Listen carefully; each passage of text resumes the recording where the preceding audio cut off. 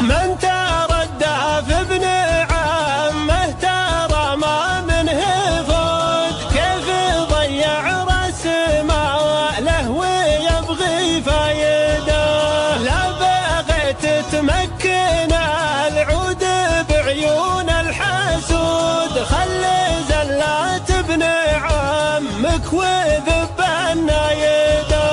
لا تعود السوالف مسامير الكبود، السنة في عزة النفس من عوايده.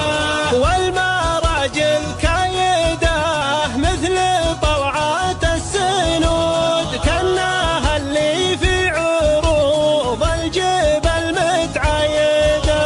خلاها ولها جمال تراك على الشدود، ترتكي بعزومها للحمول الزايده. وإن بغيت الراي لا تقتني راي بعقول، وانصف لك سيد القوم ولا سيده. واطلب اللي مد جوده يغطي كل جود، ما يجي لك كود شي وربي رايده.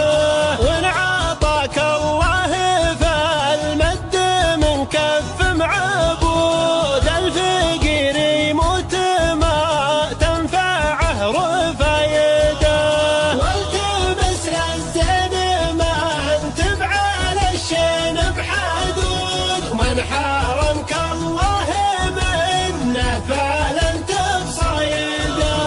وانتبه للعلم يا اللي تمدح بالجدود، النمر والذئب عاشاه من صوايده.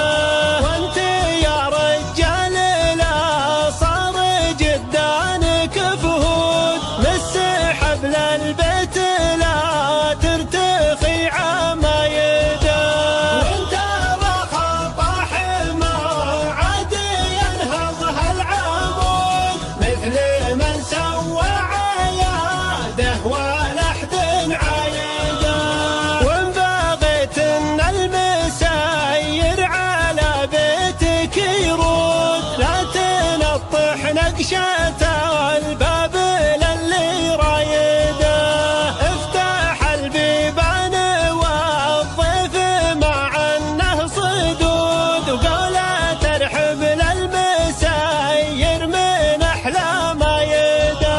وانه وك الجود فلا تمطل بالوعود، خل من بينك وبين المال محايده.